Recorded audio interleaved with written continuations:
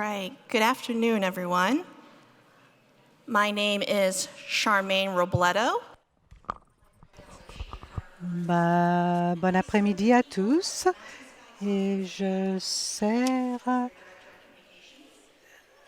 la région de Mountain Sky. Notre prochain panel, alors, est sur le statut des femmes et de l'Église dans le monde. Kathy Gilbert sera notre modératrice. Bonjour, je suis très heureuse de partager l'estrade avec ces personnes-là. Ils vont parler des propositions législatives qu'ils vont proposer à la conférence générale 2020. Je suis certaine que vous les connaissez déjà.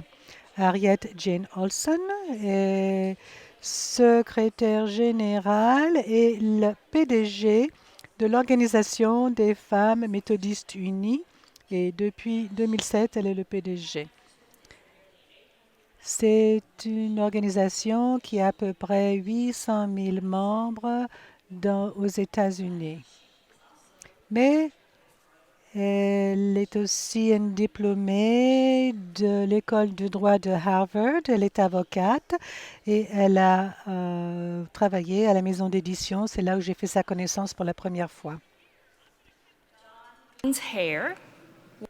Don Wiggins-Hare était un juge dans un tribunal de circuit en Géorgie avant qu'elle soit devenue la secrétaire générale et PDG de la Commission générale sur le statut et rôle des femmes en 2012. Elle a été élue le 15 janvier cette année-là et la Commission est une des 13 agences de l'Église méthodiste unie qui plaidoie pour la pleine participation des femmes dans la vie de l'Église et plaidoie en faveur de politiques concernant l'éthique sexuelle. Gil Henke est PDG et secrétaire général depuis 10 ans pour l'Organisation des hommes méthodistes unis.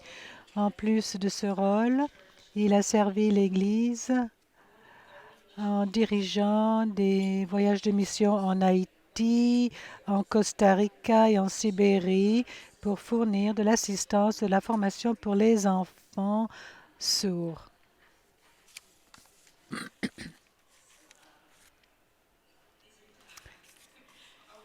Donc voilà, ce sont les 3 personnes qui vont vous dire ce qu'ils font de merveilleux pour l'Église. Applaudissons-les. Merci beaucoup, Cathy. Merci, mes amis. C'est un grand honneur d'être ici. Je m'appelle Harriet Olson et en plus d'être la secrétaire générale des femmes méthodistes unies, je suis aussi une déléguée de Greater New Jersey à cette conférence générale. Oui, New Jersey est forte ici. Mais je voulais vous dire quelques mots en termes de notre organisation. Comme vous avez vu, nous avons célébré 150 ans de service et d'existence. En termes des enfants, des jeunes et des femmes, nous travaillons ensemble pour plaidoyer en faveur de ces groupes et pour qu'ils aient une place dans la société et dans l'Église. Et nous avons 4 résolutions cette année. Et je voulais vous dire la raison pour laquelle nous proposons des résolutions.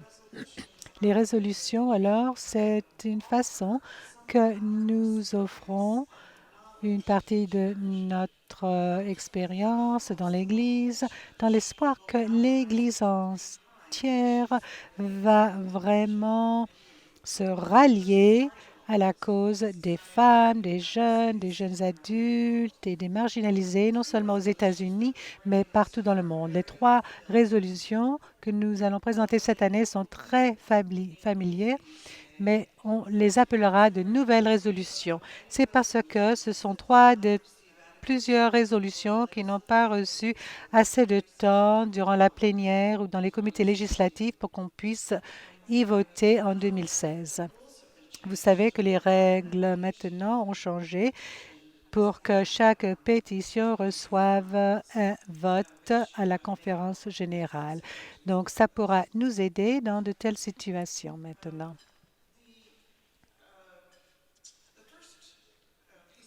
La première proposition législative concerne le sabbat des enfants. Nous suggérons que tout le monde puisse célébrer les enfants durant le culte. Nous travaillons avec le Fonds pour la défense des enfants. Nous travaillons pour avoir des ressources liturgiques. C'est un dimanche spécial, mais ce n'est pas un dimanche spécial avec une offrande. C'est seulement une demande pour inclure les enfants dans le culte et les respecter. Deuxième résolution, alors, c'est pour travailler avec les questions que nous avons rencontrées, en particulier ce qui se passe avec les femmes aux États-Unis et autour du monde. Il s'agit de l'enfant femme. Nous savons qu'il leur faut de l'éducation, non seulement aux États-Unis, mais partout dans le monde. Il y a toujours des filles de 13 ans ou plus ou moins qui n'ont toujours pas accès. Excuse me, could you move, please? Nous savons que les filles sont exploitées en termes de main-d'œuvre, de trafic sexuel. Elles n'ont pas accès à l'éducation. Elles n'ont pas vraiment les postes de direction. Et nous savons que maintenant, il y a des actes partout dans le monde où ils prennent action contre le mariage d'une jeune fille, encore à l'école primaire. Et donc, vous trouverez évidemment dans cette résolution, vous la retrouverez dans le ADCA, mais aussi dans les notes de cette présentation, donc je ne vais pas vous le lire tout. Mais nous invitons l'Église de travailler avec notre organisation aux États-Unis, les femmes méthodistes unies en Afrique et partout dans le monde, et la Société des femmes aux Philippines qui partagent également les mêmes préoccupations. La prochaine résolution, il s'agit de statut des femmes. Cette résolution est organisation dans plusieurs domaines de la vie d'une femme qui, en fait, là où le fait que les femmes sont d'un sexe particulier, ils ne peuvent pas s'épanouir dans la société. Il s'agit de la race, de la sexualité, expression sexuelle, et nous voulons l'équité de genre ou de sexe dans ces domaines. Lorsque nous remarquons des domaines où l'inégalité des femmes a été observée, que nous puissions nous y adresser, ça veut dire en termes d'économie, de la prise de décision. Ça comprend aussi la violence contre les femmes, qui en fait est un aspect terrible aux États-Unis et partout dans le monde. Et nous devrons collaborer pour que nous puissions exprimer nos soucis. Je ne vais pas toute cette liste. Les notes se trouvent sur la présentation. Mais le travail d'équité en matière de sexe doit toujours être fait. Et l'Église est notre partenaire dans ce travail. Nous soulignons la Convention contre la discrimination contre les femmes et la Convention pour l'élimination de toute forme de discrimination contre les femmes doit toujours être ratifiée par les États-Unis. Nous voulons nous adresser aussi contre la violence contre les femmes.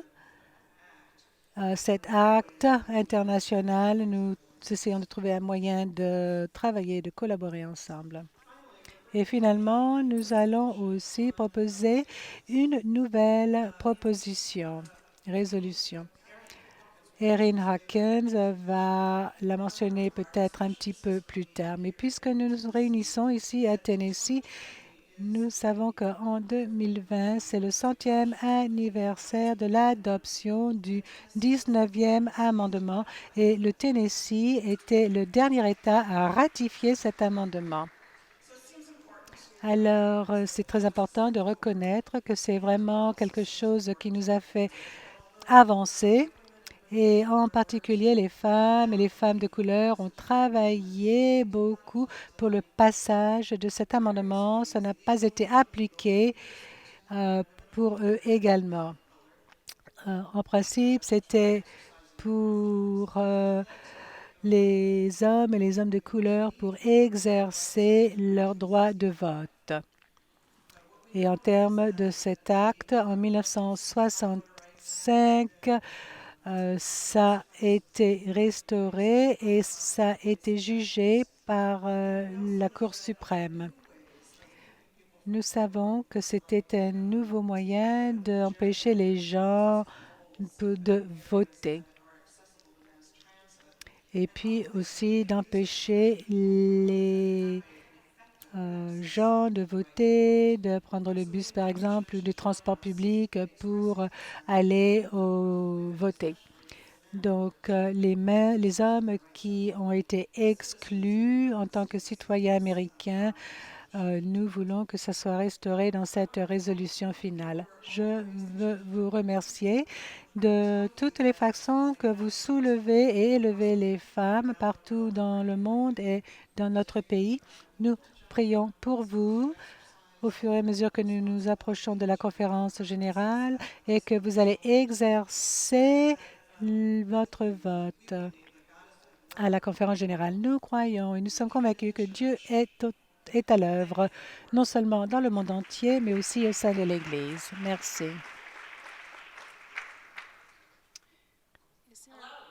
Hello! Comment allez-vous tous cet après-midi? Je viens de Monroeville, Alabama, et je suis la secrétaire générale de la Commission générale sur le statut et rôle des femmes.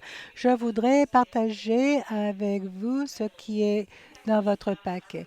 Mais nous avons les résolutions dans les documents qui vous ont été donnés.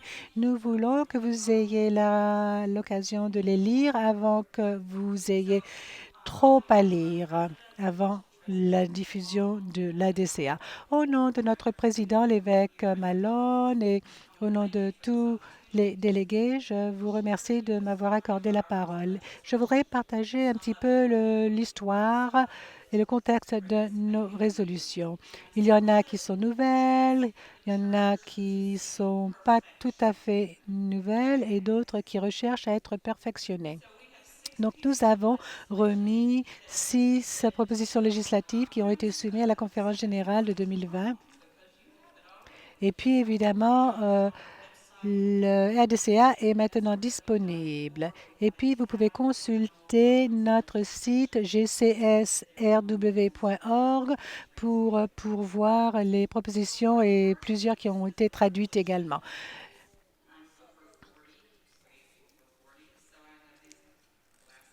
Alors voilà, ceci, c'est une résolution 2043. Est-ce que vous savez ce qu'est une équipe de réponse? C'est une équipe de personnes au sein d'une conférence annuelle qui ont été formées pour aller et assister une congrégation lorsqu'il y a l'inconduite sexuelle. Cette résolution, c'est pour encourager la promotion de la guérison pour la congrégation, le personnel et les individus impliqués à l'avance. Ceci va se trouver sur votre papier fiche orange. Et il faut que je vous dise que l'évêque a l'autorité de choisir les personnes qui sont qualifiées avec l'expérience pour intervenir et pour assister durant le processus administratif de supervision. C'est une pratique critique qui devrait exister dans toutes nos conférences annuelles. La prochaine résolution, c'est résolution 2044 qui se trouve également dans le livre de résolution. C'est la conduite sexuelle au sein des relations ministérielles. Il vous faut savoir combien c'est important. C'est sur le papier violet. Ça comprend les définitions. Au sein de nos livres de discipline, nous avons évidemment une offense passible de poursuite, mais nous ne savons pas ce que ça veut dire. Donc, vous allez trouver les définitions, par exemple, d'inconduite sexuelle, d'abus sexuel et d'harcèlement sexuel. C'est la politique de notre commission qu'à chaque fois que nous avons l'occasion de parler, nous partageons ceci avec vous. Il n'y a rien, il n'y a pas du tout une affaire lorsqu'il c'est plutôt une inconduite sexuelle si l'autre personne est en hiérarchie plus haut que vous. C'est vraiment incorrect et inapproprié de dire que vous avez eu une affaire maritale. C'est en fait une inconduite sexuelle si la personne est dans une hiérarchie plus élevée que vous-même. Nous avons une nouvelle résolution. Ça, c'est une résolution qui a été accidentellement pas renouvelée. Il s'agit de la prévention et de l'utilisation des effets de la pornographie. Et ça se trouve sur la feuille jaune. Il faut admettre que la pornographie est un problème et que c'est un problème au sein de l'Église. Ça affecte les femmes et les jeunes filles parce qu'ils sont très souvent les sujets de la façon dont la pornographie est créée. Ça objectifie le corps de ces femmes et le plus souvent des femmes et des jeunes filles. Ce que nous avons découvert dans notre commission, c'est que la pornographie accompagne aussi des autres inconduites sexuelles. Donc, c'est à ceci qu'il nous faut admettre que nous avons un problème et se soucier de prévenir ces problèmes. Une autre résolution, c'est l'éradication du sexisme dans l'Église méthodiste unie. Numéro 3443. L'Église doit admettre que le sexisme est une force omniprésente et systématique au sein de notre Église qui prive l'Église de la possibilité d'utiliser les compétences et les talents des femmes. Ça prive les femmes de l'occasion d'être traitées en tant qu'égaux. Vous pouvez consulter les ressources sur notre site. Lorsque nous avons fait des recherches sur les salaires et nous avons découvert que les femmes pasteurs reçoivent que 83 cents par rapport à $1 que les hommes reçoivent. Il nous faut l'admettre et il nous faut faire quelque chose à ce sujet.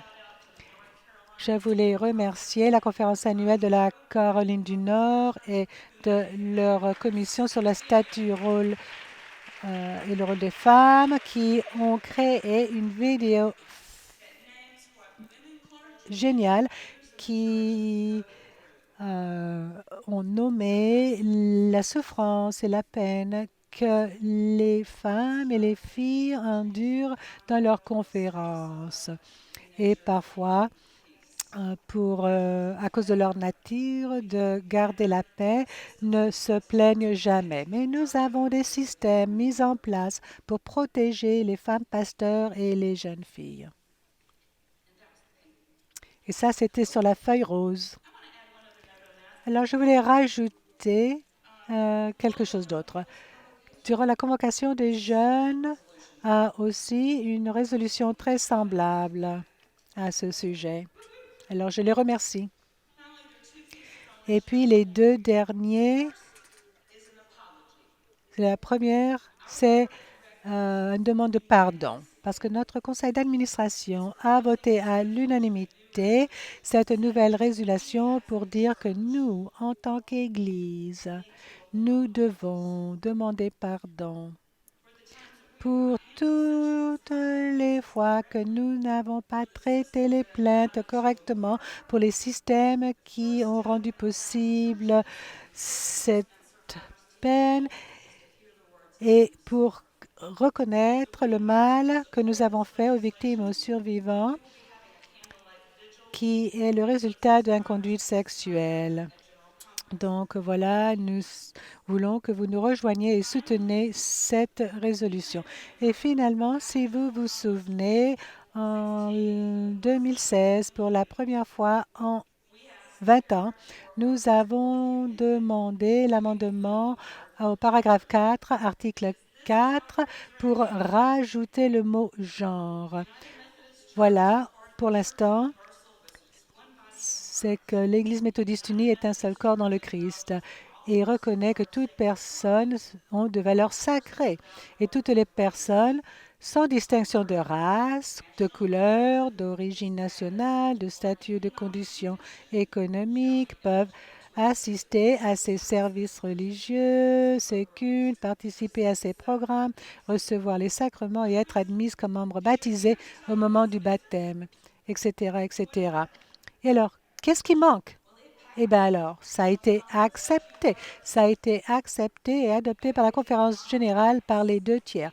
Mais ça n'a pas été adopté par le nombre de votes de l'ensemble de l'Église des conférences annuelles pour être ratifié. Donc, pour l'instant, vous avez l'occasion que nous, en tant que l'Église méthodiste unie, lorsque nous allons perfectionner, nous allons présenter ce paragraphe 4, article 4, pour que, encore une fois, pour qu'il n'y ait pas de discrimination en distinction de genre.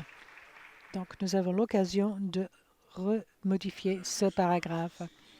Alors, vous êtes très étonné de me voir ici, mais c'est très bien d'être avec vous. Et il faut que je vous dise que je ne suis pas un avocat. Je suis très heureux d'avoir cette occasion et je vais passer très rapidement tout ceci à titre d'information pour que vous sachiez ce que nous faisons en tant qu'agence des hommes méthodistes. Nous fournissons des ressources et la formation en leadership pour le ministère du scoutisme et des hommes à travers la connexion. Nous sommes aussi un groupe en dehors de tous les hommes et nous pensons que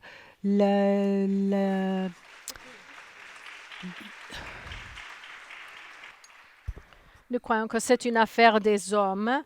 Nous sommes l'agence le plus grand non gouvernemental qui sponsorise les scouts, y compris les garçons et les filles. Nous collaborons avec les scouts, les grands frères, grandes sœurs et feux de camp USA. Mon fils est scout, il travaille pour le scoutisme et j'ai une petite fille qui est aussi dans le scoutisme à Oklahoma et je représente des scouts à Antioche, Église méthodiste unie, où nous sommes membres ici à Tennessee. Nous avons des changements dans le livre de résolution. Quand je dis dans le passé, on a dit que nous avons soutenu les femmes quand ils étaient désignés et maintenant, nous accueillons, nous félicitons la désignation des femmes et nous les soutenons. Et nous voulons pas qu'ils partagent, mais qu'ils participent aux études et activités des organisations des hommes méthodistes. Alors, on a voulu seulement améliorer quelques parties. Nous voulons ajouter aussi une ressource à cette résolution concernant la violence contre les femmes et les enfants. Nous voulons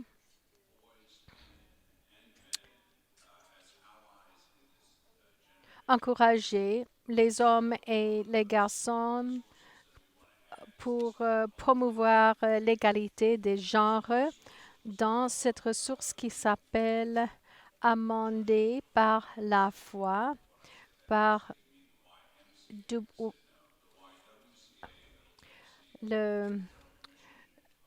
l'Organisation des femmes américaines. Et cette ressource est venue par une bourse pour les gens de YWCA. C'est publié pour être employé pour les hommes chrétiens pour changer la culture qui permet et qui accepte la violence contre les femmes et les filles. C'est pour transformer les hommes. C'est une étude de 8 semaines soutenue par la Bible qui parle de ceci de manière qui est dirigée aux hommes. C'était employé face à face avec les gens autour de la table et aussi avec les écrans. Et cela crée des changements à long terme, des transformations à long terme. D'abord, c'était un groupe qui s'est réuni par Zoom et Rick Vance, directeur des Hommes méthodistes, a enseigné la première session. Moi, j'ai enseigné la deuxième session. Je leur ai demandé comment était votre semaine. Et une personne qui a dit, c'était horrible et c'est votre faute. Cela m'a dérangé que c'était des choses que j'avais entendues et dit toute ma vie et j'ai demandé à ma femme et j'ai dit, je ne suis pas là, je ne suis pas comme ça. Et elle a dit non, pas plus que 5 fois par jour.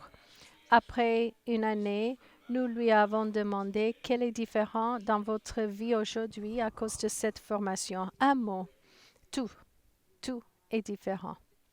Tout est différent. Nous avons employé ce cours ici à Nashville et aussi avec un groupe à Nashville et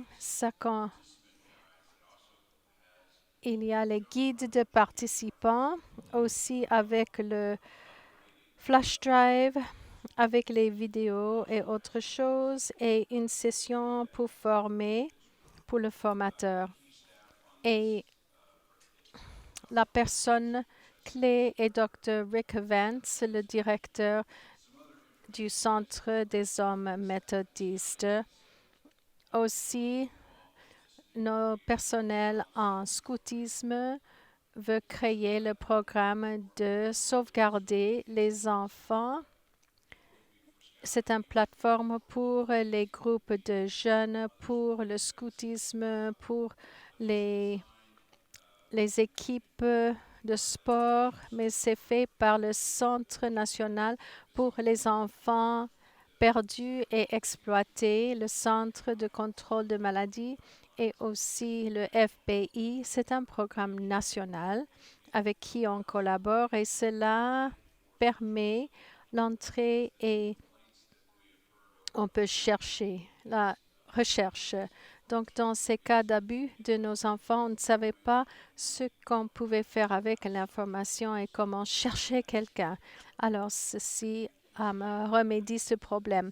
Et la personne clé, c'est Stephen Scheid, qui est le directeur du centre de scoutisme.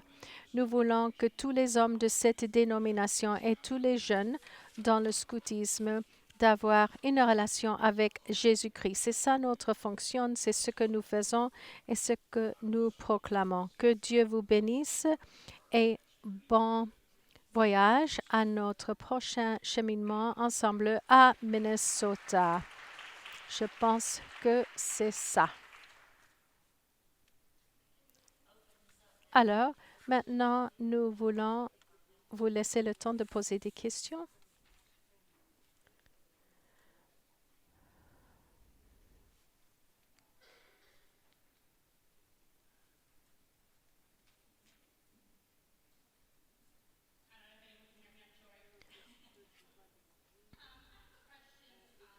J'ai une question concernant les programmes qui ont affaire avec la violence contre les femmes. En 2018, on a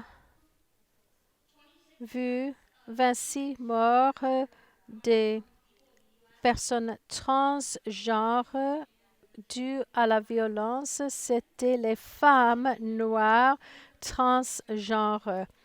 Est-ce qu'il y a la recherche concernant la violence contre les femmes transgenres? À ce point-ci, c'est contre les femmes en général. On n'a pas défini différemment une personne trans, une femme, je ne le dis pas correctement politiquement, mais ma focalisation est sur les femmes. Mais nous voulons que la violence s'arrête contre toute personne.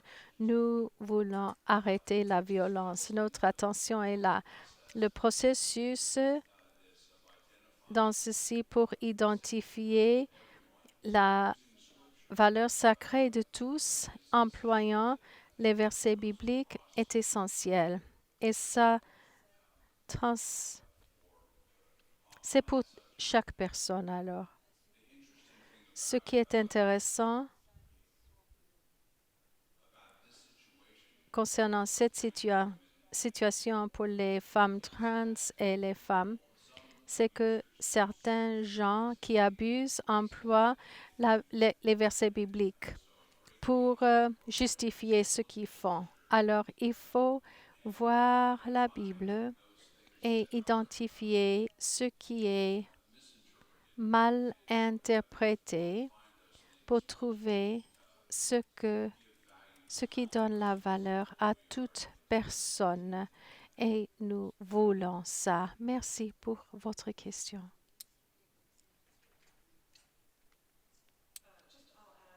Moi, je veux ajouter, la résolution n'est pas un programme. Peut-être la question n'était pas dirigée à ça, mais cela appelle à l'Église et tous ceux qui soutiennent l'épanouissement des femmes de travailler avec les gens localement qui adressent ces problèmes au lieu de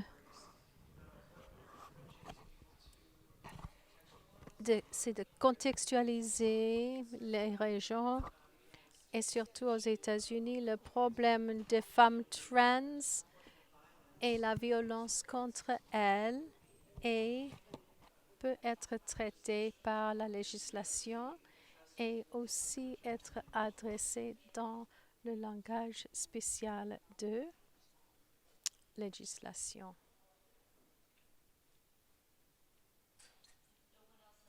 Si on n'a pas d'autres questions, j'ai alors une question à poser. Si le mouvement Moi aussi a eu de l'effet dans les rapports de violence sexuelle dans l'Église. Le mouvement MeToo, moi aussi. Pour les statistiques, je ne connais pas la réponse, mais je peux partager un peu de histoire. On avait fait une étude de harcèlement sexuel avant le mouvement.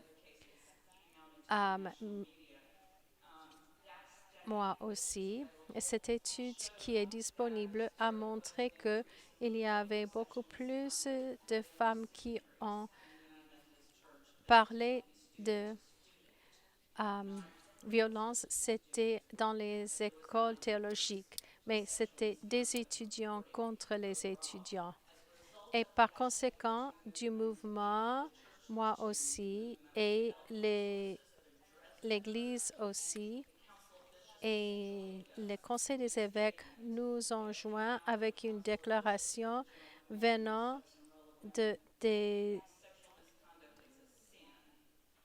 du Conseil des évêques disant que la méconduite sexuelle est un péché et de travailler pour un environnement où tout le monde est en sécurité. Tout le monde est en sécurité. Oui, bien sûr. il y a des gens, des hommes, qui ne comprennent pas pourquoi nous faisons ceci comme commission sur les hommes méthodistes. Alors, il y a les hommes qui sont contre et ils disent ils disent que tout ceci est inventé et actuellement, on m'a dit que, et je pense que c'est une éducation pour nous tous, que les femmes abusent les hommes au même montant que les hommes abusent les femmes. Non, c'est un mensonge, mais quelqu'un a dit ça et il a dit, mais vous savez que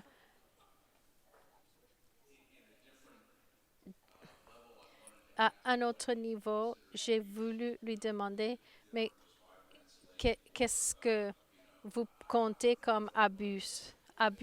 Si le dîner était en retard ou quoi? Je ne sais pas quelle était son idée, mais à cause du mouvement MeToo, et les gens disent que c'est mauvais de tous les niveaux,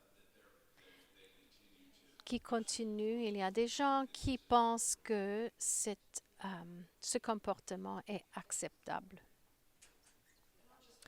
Et aussi, j'ajoute pour les femmes méthodistes, la commission sur les statuts et rôles des femmes. Vous pouvez donner des rapports à nous, nous soutenons leur résolution, mais ce que nous avons expérimenté n'est pas différent de ce qu'on voit partout dans le pays, c'est que les femmes racontent leurs histoires parfois pour la toute première fois, disant que la même chose est arrivée pour moi, ou je n'avais pas de langage pour ça, ou je n'ai pas pensé que quelqu'un pourrait entendre mon histoire.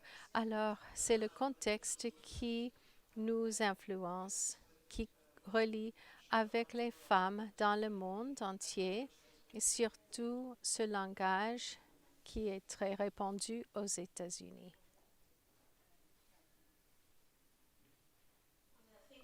Je vous remercie aussi à tous. Nous voulons remercier ceux qui ont participé.